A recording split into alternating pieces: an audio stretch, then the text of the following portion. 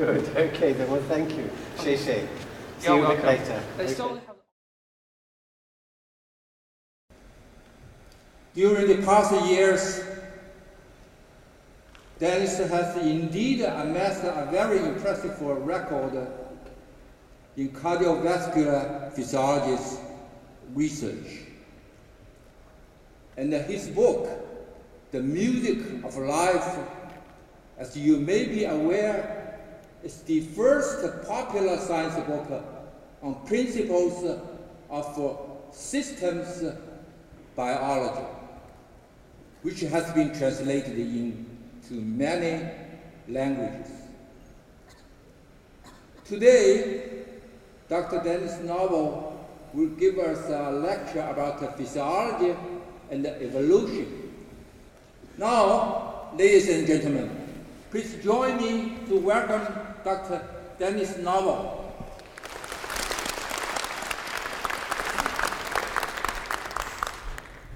你好. And Professor Wang, thank you very much for that lovely introduction, Xie xie.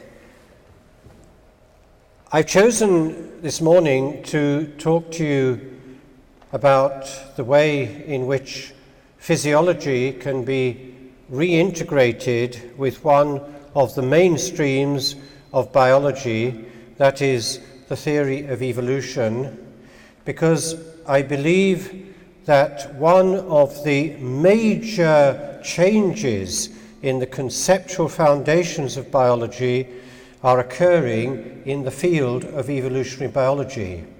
Moreover, those changes are occurring in a direction that will enable physiology to become more relevant. Just a little bit of brief history, though. If you go back about 200 years to Jean-Baptiste Lamarck, the French biologist who published the Zoologie philosophique, he established the transformation of species. It's also well known that he assumed in his work that there could be the inheritance of acquired characteristics, and for that reason, that process is sometimes called Lamarckism. But he didn't invent the idea. He assumed it, as others did too, from time immemorial, and in particular Charles Darwin, who 50 years later published The Origin of Species and proposed the theory of natural selection. He also assumed the existence of inheritance of acquired characteristics. The significance of this will become later in the lecture. And then around 1900, there was the integration of Mendelian inheritance, that is discrete inheritance, with evolutionary theory.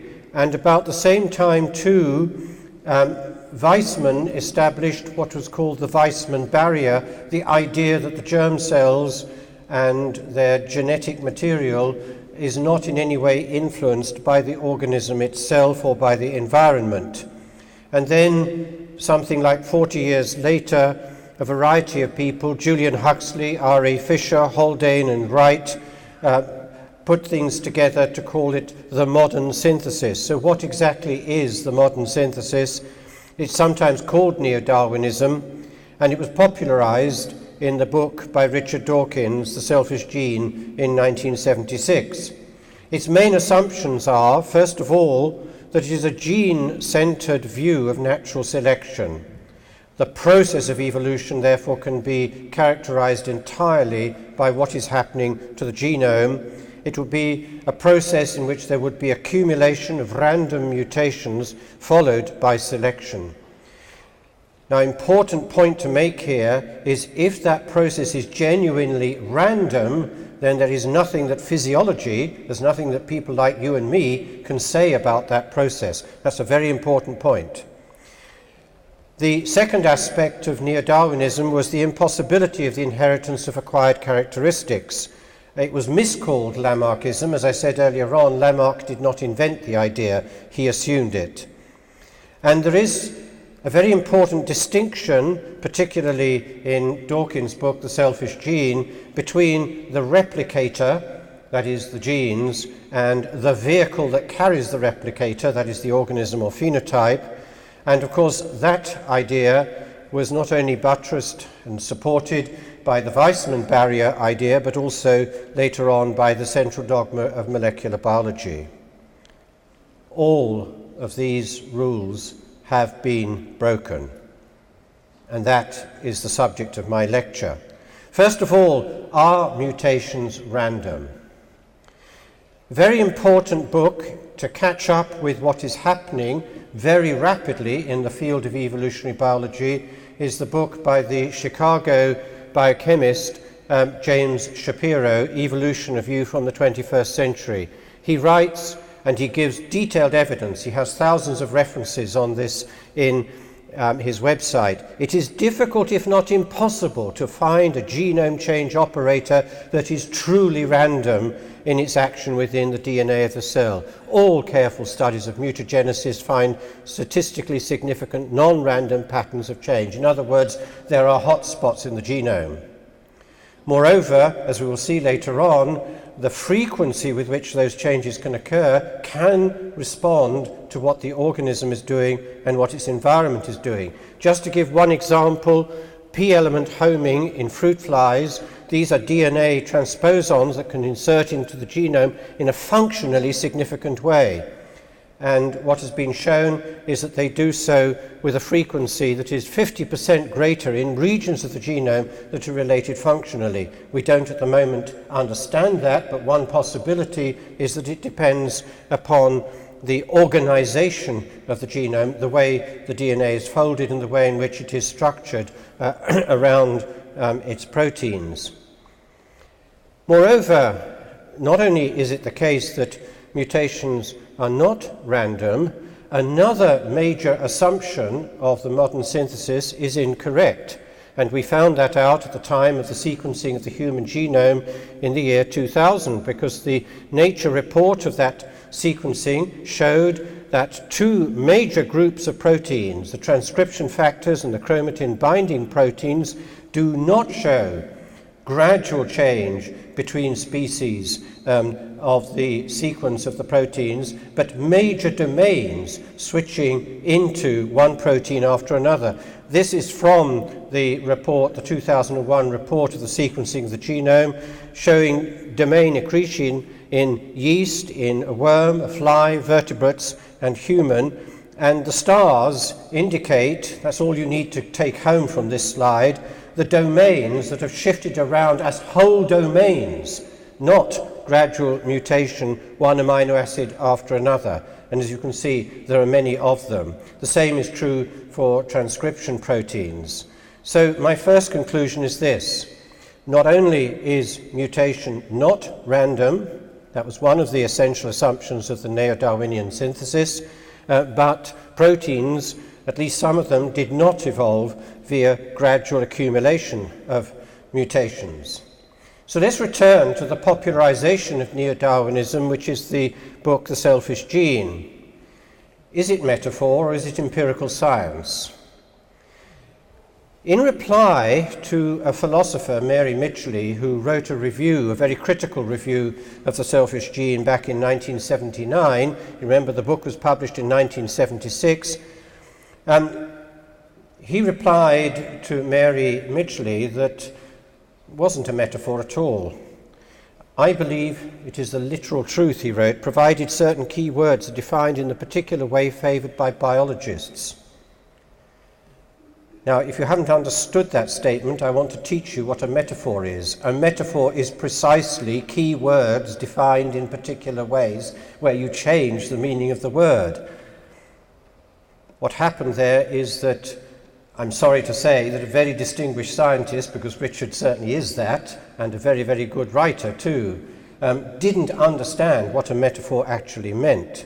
For those of you who want to follow up these philosophical and linguistic points in greater detail, the article that I published last year in the Journal of Physiology goes through this point in much more detail than I can do in a general lecture. The point is very simple. A metaphor does not cease to be a metaphor simply because one defines a word to mean something other than its normal meaning. Indeed, it's the function of metaphor to do precisely this. So let's do a little experiment. This is an experiment on you. I'm going to compare the two possible metaphors here, genes as prisoners versus selfish genes, or genes as cooperators, if you like, rather than selfish genes. It doesn't really matter. The question I'm going to put to you, as I put two texts up, is what conceivable biological experiment could distinguish between the two groups of metaphors. So let's take the selfish gene metaphor. He wrote, it's beautiful language, I have to say. Richard has an ability to write that is admirable.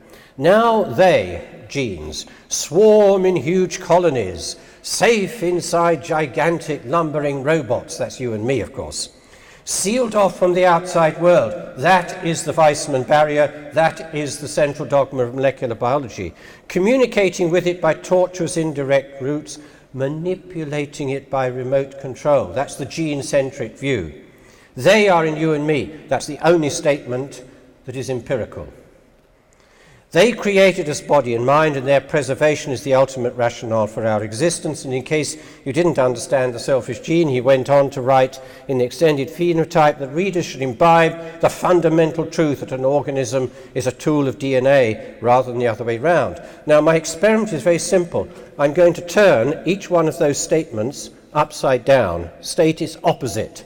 Remember, the experiment is what biological experiment could conceivably distinguish between the two. So let's have a look at genes as prisoners. Now they are trapped in huge colonies, locked inside highly intelligent beings. That's you and me, I think.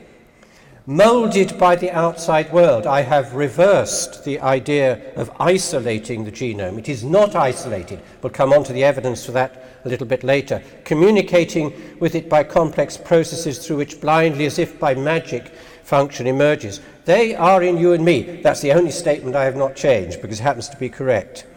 We are the system that allows their code to be read, and their preservation is totally dependent on the joy we experience in reproducing ourselves. And incidentally, it's our joy, not theirs. And we are the ultimate rationale for their existence. And if you wish to reverse the statement in the extended phenotype, the fundamental truth is that an organism is the only tool by which DNA can express functionality, by which the book of life, if you like that metaphor, can be read. DNA alone is inert, dead. If I took the DNA out of a cell and I put it in a petri dish with as many nutrients as you like, I could keep it for 10,000 years, it would do absolutely nothing. The cell from which I took it would continue to function physiologically perfectly well until it needs to make more proteins. And that's not a thought experiment because it's happening in your body and mine now. Our red cells are exactly like that. So, major conclusion is that a central idea, a central popularization of the modern synthesis is not even falsifiable, because I doubt whether anybody in the audience has thought of a biological experiment that could be formed to distinguish between those two metaphorical views of genes. The point, of course, is obvious. It is that selfishness can't be defined as an intrinsic property of nucleotide sequences independently of the gene frequency, which is the only prediction that the hypothesis can make. So, coming back to the question of randomness of mutations, we've seen that they're not random, and gradual accumulation of mutations, we've seen that they are not, at least in the case of certain important proteins. Another thing to add to this is that so far it has not been shown that that process could in any case give rise to a new species. Notice that thousands of years of domestic selection has produced new varieties of dogs, of fish and whatever, but not of new species. So, my main conclusion here is that the concept of selfishness applied to genes is simply not testable, and now it raises a very big question. Why was it ever thought to be an empirical fact? I think the reason is that the concept of a gene has changed, and it's changed fundamentally during the century from which, well, when Johansen introduced it in 1909, is when it was defined. And this diagram, taken from a recent article that I published with Peter Cole and 2 or 3 others, shows the nature of the problem. There is the direct arrow from DNA to phenotype, which was the original idea. For each phenotype there was a gene. The gene for this, the gene for that. That is obviously wrong. We know, as physiologists, that what happens is that large numbers of proteins and other components in cells cooperate in networks, the biological networks, the signaling pathways, the various incubators that enable and restrict reactions, to enable it to be possible for DNA, which is used as a template to make those proteins, of course, to interact with the environment to produce the phenotype. And if we look at the definitions here, the original definition of a gene, when introduced by Johansen, was that it was the cause of the phenotype. We now realize, of course, that by defining a gene as a sequence of DNA, that has to be filtered through the physiological and biochemical networks. So it is no longer the case that it is the cause of a phenotype. It has to be shown to be a cause and in interaction with, in cooperation with many other components. Moreover, simply by knocking genes out, we don't necessarily reveal function, because the network may buffer what is happening. So you may need to do 2 knockouts, or even 3, before you finally get through to the phenotype. And the reason is obvious to people like us as physiologists. If one network doesn't succeed in producing a particular component necessary to the functioning of the cell and the organism, then another network is used instead. So most knockouts and mutations are buffered by the networks. Let's take some examples. I'm first going to take an example from my own work showing a gene knockout experiment on a model of the sinus node, in which the lowest component there, the protein called IBNA, it's a sodium channel protein, contributing about 80% of the electric current that generates the rhythm, is slowly being knocked down, 20, 40, 60, 80, and eventually complete knockout. And you might expect, since it contributes such a large fraction of the electric current to the pacemaker depolarization, that there would be a huge change of frequency. And it's very clear that there isn't. And what is happening, of course, is the other mechanism, labeled IF, is kicking in. Moreover, the model tells us, and it's very, very strongly based on experiments, it tells us the mechanism, because if I draw a line under those voltage changes, you'll notice that what happens as I knock one component out is that the electrical potential goes into a more negative range of potentials at which it activates the mechanism that is kicking in. This is a beautiful fail-safe mechanism. And of course, a physiological function as important as the pacemaker rhythm of the heart is backed up several times and is fail-safe. If we did this as a knockout experiment in a real animal, we would come to the conclusion that it contributes only about 10% to the frequency.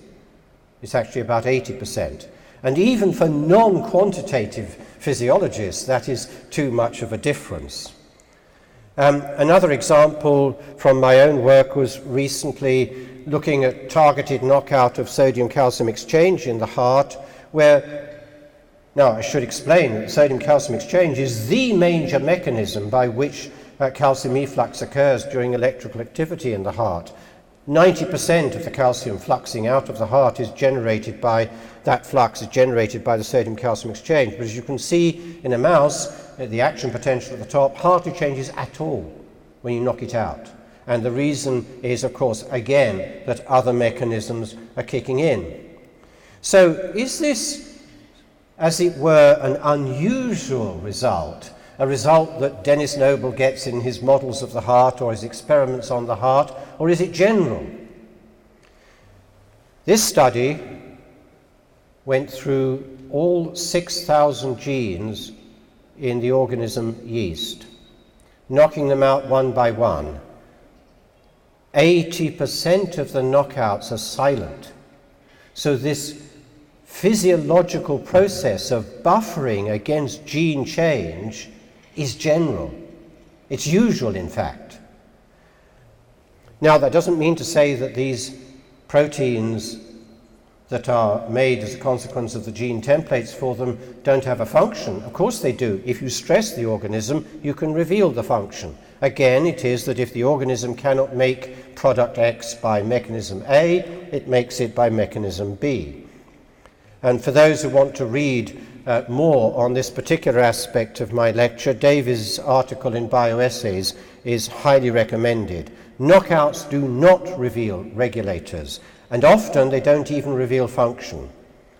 So what's the origin of the problem?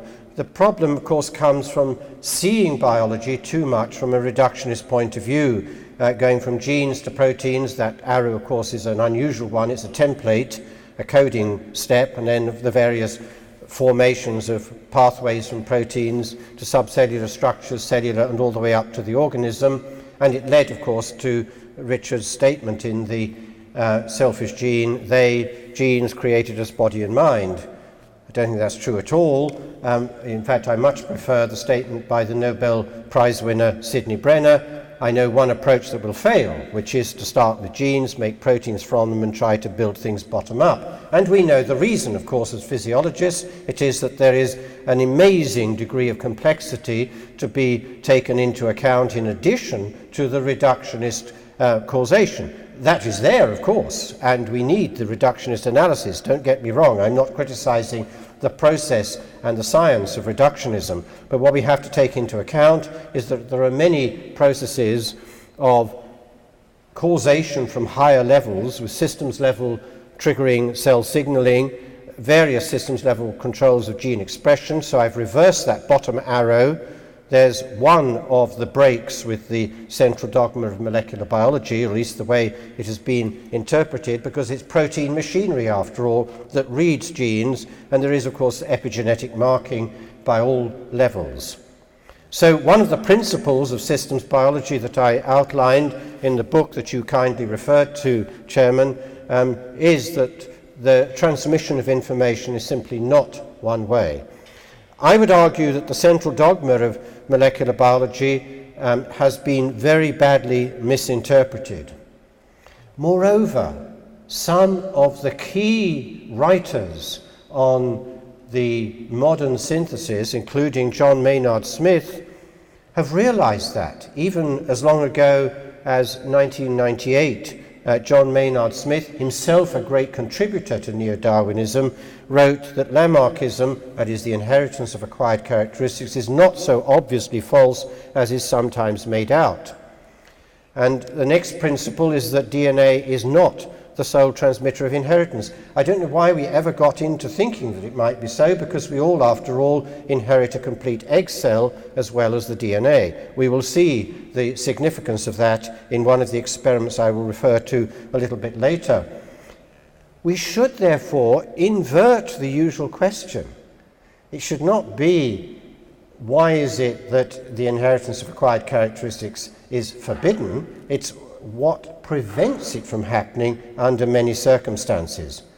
Well, the answer is that to some extent it's not prevented. Paper after paper now is showing the inheritance of epigenetic information.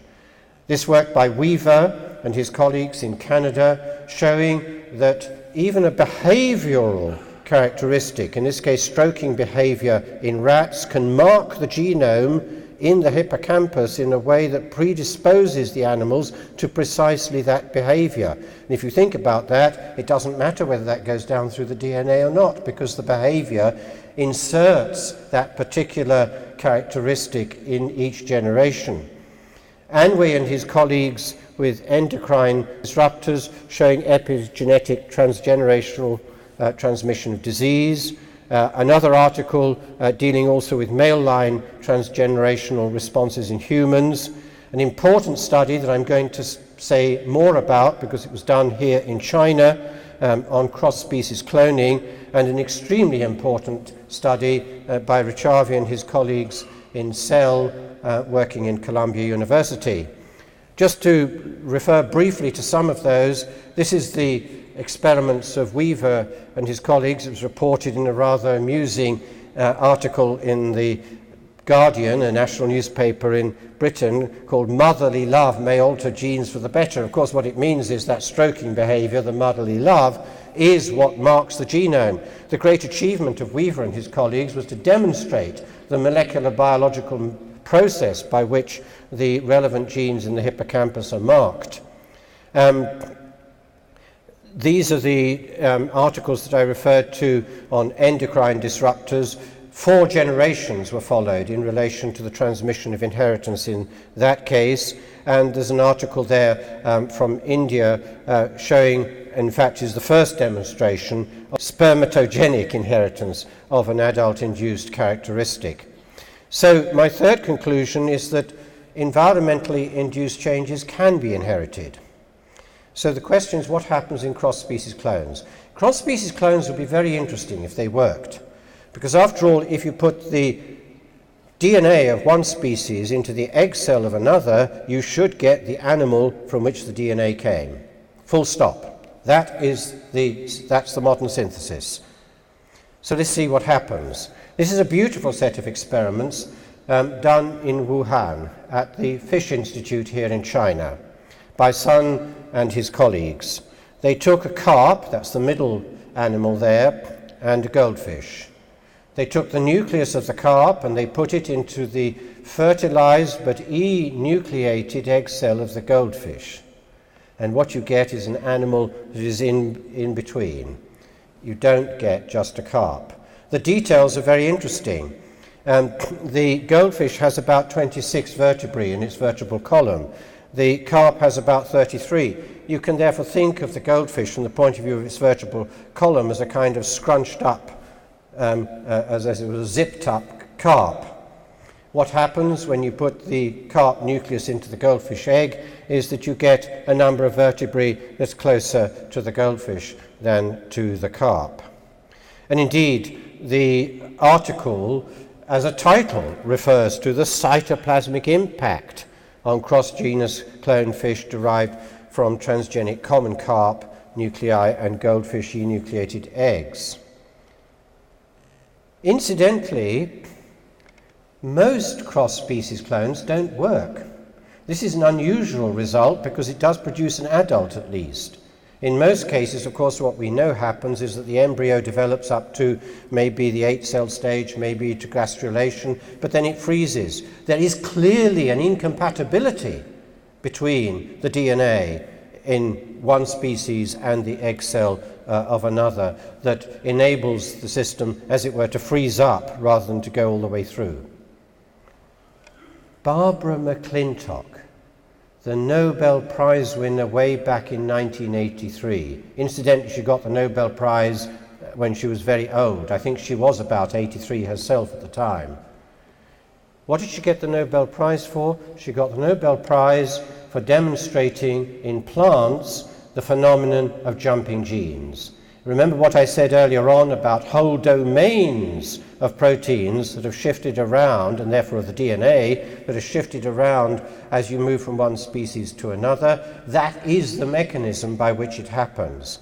She wrote that in the future attention undoubtedly will be centered on the genome and with greater appreciation of its significance as a highly sensitive organ of the cell.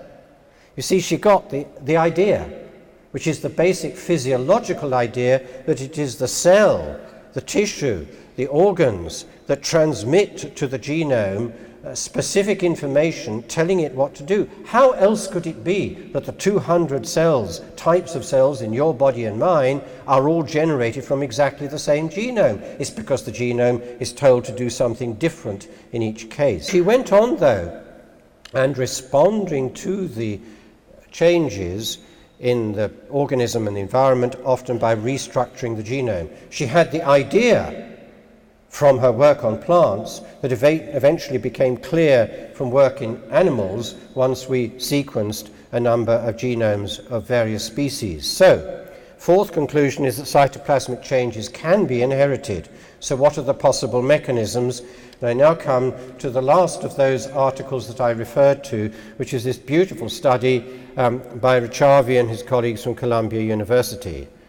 What they did was to look at a virus that induces a viral silencing response in the little worm C. elegans. This, of course, is the species that Sidney Brenner popularized as a major target both of genomic work and of molecular biological work. So first of all, you induce the viral response, and that's done by the organism having the right DNA to make a particular RNA that silences the virus. The interesting thing, first of all, is that the acquired silencing response is transgenerationally transmitted. The important point is that the transmission is non-Mendelian, because what they did was very clever indeed. They crossed worms with that virally induced response with wild type that did not have the DNA for that response. And then, of course, in the next generation down, you'll get a mixture, but if you go on selecting down 1 or 2 generations, you eventually get to worms that don't have the DNA to make that viral inducing response. What happens? They have acquired the characteristic. And the mechanism is also very clear. It is that RNA, as we saw also from some of those other experiments that I referred to earlier on, is transmitted down through the germline. And through RNA polymerase, you can, as it were, magnify it up in each generation. That inheritance is robust for 100 generations. They followed the worms for a year. There's the mechanism, but I don't have time to go through that. So my fifth conclusion is that environmentally induced changes can be inherited. I think the only question that remains now in relation to some of these major breaks with the neo-Darwinian synthesis or the modern synthesis is not whether they are broken as rules, but how often they are broken. So far, we have, as it were, a very modest collection of experiments that show the conditions under which those rules are broken. Why is that the case? Well, first of all, people thought that the experiments weren't worth doing. If you become so convinced that a particular theory is right, then you don't do the experiments to prove that it might be wrong. And also, the experiments are very difficult. I don't have time to go through that, but it takes quite a long time to do both behavioral studies, neurophysiological studies, and molecular biological studies, and genetic studies, which is what, of course, the Weaver work did that I referred to earlier. So, if gradual mutations is not the answer, what is responsible for reorganization of genomes? And I finish this lecture by returning to Shapiro's book, Evolution, A View from the 21st Century. He writes, contrary to traditional theories, it is now well documented that all prokaryotes and many eukaryotes acquire novel genomic segments and biochemical functions from other, often unrelated cells rather than exclusively by vertical inheritance from progenitors. In other words, the evolutionary tree of life is not really a tree.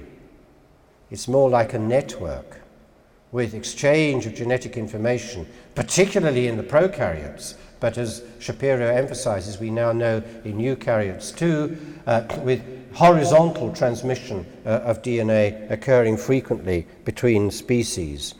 There's also an important book by Burton, Falk and Reinberger that I'd recommend to those of you who want to catch up in this rapidly changing field, which is the concept of the gene in development and evolution. They write, it seems that a cell's enzymes are capable of actively manipulating DNA to do this or that. A genome, they write, consists largely of semi-stable genetic elements that may be rearranged or even moved around in the genome, thus modifying the information content of DNA. And remember, Barbara McClintock showed that 30 years ago. She worked on plants, and I suppose that people thought that it couldn't happen in animals. It does. And come to the final conclusion. It's simply this. If functional changes in the adult can be inherited, and therefore a target for natural selection, then physiology, which is the analysis of function, is highly relevant to evolution. Not only in the process of selection, after the genetic change has occurred, but also conceivably, and we don't know yet, this is one of the big questions that still remains open, it seems to me, conceivably taking part in the process itself. Remember what I said earlier on, that frequency of mutations is environmentally dependent, is organism dependent. Clearly, if it's possible for an organism to react, as it does with the immune system anyway, by increasing the frequency of genetic change in response to a demand from the environment or from the organism, perhaps the organism in response to the environment, then you have the glimmering of the acquisition of acquired characteristics. So, finally, towards the new synthesis. Gene-centered view of natural selection, I think it's clear now that selection is multi-level, and many evolutionary biologists would totally agree with that. That's not seriously, I think, in dispute anymore. Impossibility of inheritance of acquired characteristics, as we've seen, there are now examples of inheritance of acquired characteristics. The only question, it seems to me, is how frequently does this occur, or is it a rare phenomenon? Distinction between replicator, genes, and vehicle. I could never understand this anyway. What does replication mean? It means reproduction. The cell reproduces. It's not just the genome that reproduces, and indeed it can't be, because as I said earlier on, if you took the DNA out of a cell and put it in a petri dish and left it there with as many nutrients as you'd like, you could keep it for 10,000 years, it would do nothing. The genome replicates because the cell enables it to do so.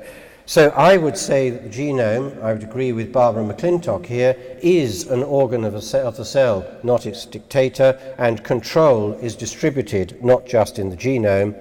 And as for the central dogma of molecular biology, genomes are not isolated from organism and environment. What went wrong there, I think, was, dare I say it in this way, some very distinguished molecular biologists, because goodness me, we're talking about Crick after all, went too far. What they actually showed was that protein sequences are not used as templates for DNA sequences. So far as we know, that is absolutely true.